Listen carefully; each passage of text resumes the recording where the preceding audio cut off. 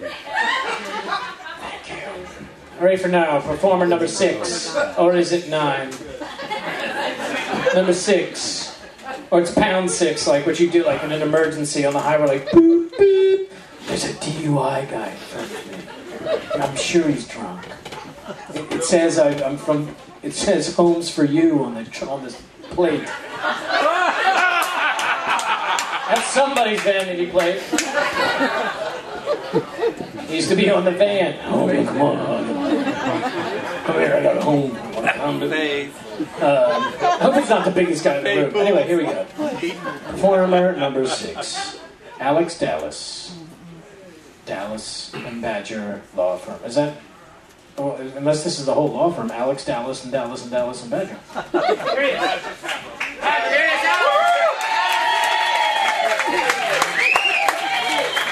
Forgive me, I got to take this thing off this stand. I tend to talk with my hands. I'm from that really little-known immigrant group, the Scotch Italians. But, yeah, the good thing is there's going to be some music in here because the jokes won't make it. When I first got approached about doing this, I was appropriately inebriated. And I said, well, sure, I'll go ahead and do this. And I started to think about what am I going to do in terms of accompaniment? Because, you know, just getting up here and singing, you know, a cappella, how am I going to manage that?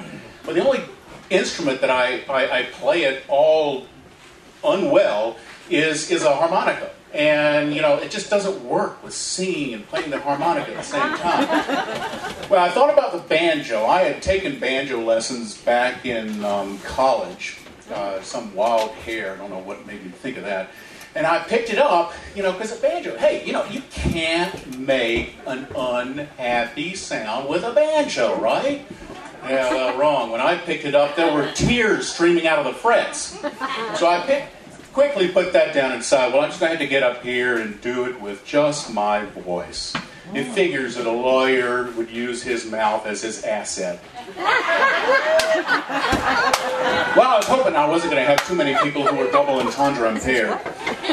Well, what I'm going to talk about today is something that we used to be familiar with, the closing process. And I'm going to follow it from the beginning to the end. Now, here we are, August 26th, coming down toward the end of the selling season. Summertime, always the big time, right? Well, this year might have been a little bit different from other years in the past. When you went out to go to that hot prospect to try to get them to sign that listing agreement, you might have been singing to yourself, "Summertime, but the selling 80s. Banks aren't lending, and appraisals are low. But if you list with me, I'll see nothing can harm you. So sign now, my seller, and get ready to show." So you get your seller all signed up, and your house is on the the market. It's on the market for 30 days. It's on the market for 60 days. It's on the market for 90 days. It's on the market for 180 days. And all of a sudden you find that your seller is singing, oh where did my equity go? Oh where can it be? With the mortgage cut short and on market days long, oh there went my equity.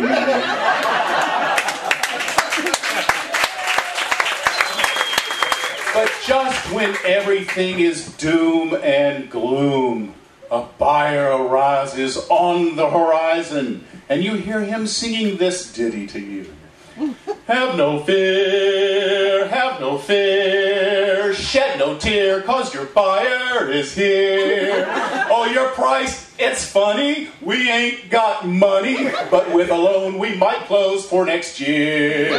Have no fear, have a beer, Very soon now, your closing will be here. Oh, you won't see any money, but you won't be making payments out the ear.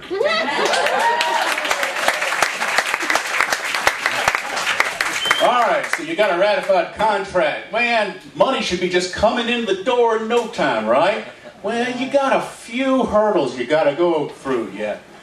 Things like, well, the home inspection. And you know you've got trouble when that home inspector comes to you with this little ditty on his lips. Oh, ho, ho, I'm looking over a fixer-upper that they thought was a brand new home. I find the problems nobody can see. I bring the sellers right down to their knees. No use complaining from roof to framing. I inspect with a fine-toothed comb. I'm looking over a fixer-upper that they thought was a brand new home.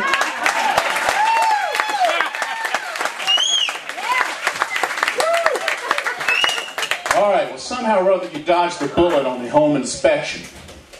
So, what's the next step? Well, it's finishing up with all that loan processing, right?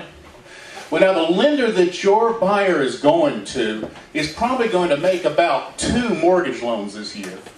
So you doggone well want to make sure that your buyer gets one of them. Well, that may be a little bit easier said than done, but you're going to do everything that underwriter says until your buyer starts moaning this song. 16 ducks, what do you get? Another loan condition that just cannot be met. Lawyer, don't you call me 'cause I can't close. I'm stuck in underwriting with the paperwork woe.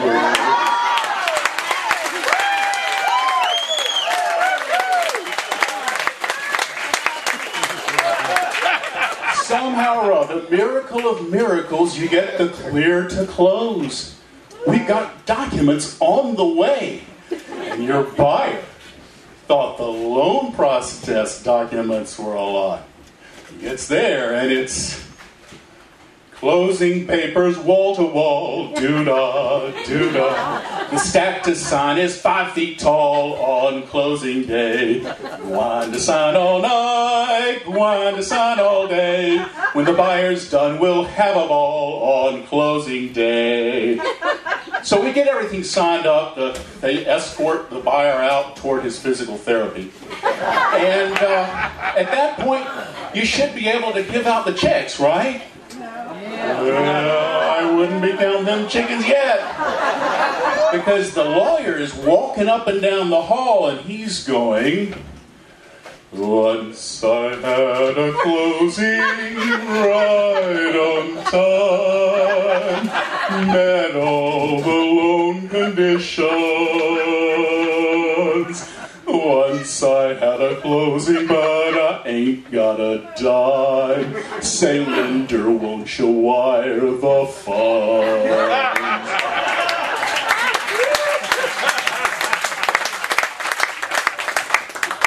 Well, some hours go by, and the paralegal bursts through the closing room door and says the wire has arrived. Yes! And at this point, everybody can join in with the refrain.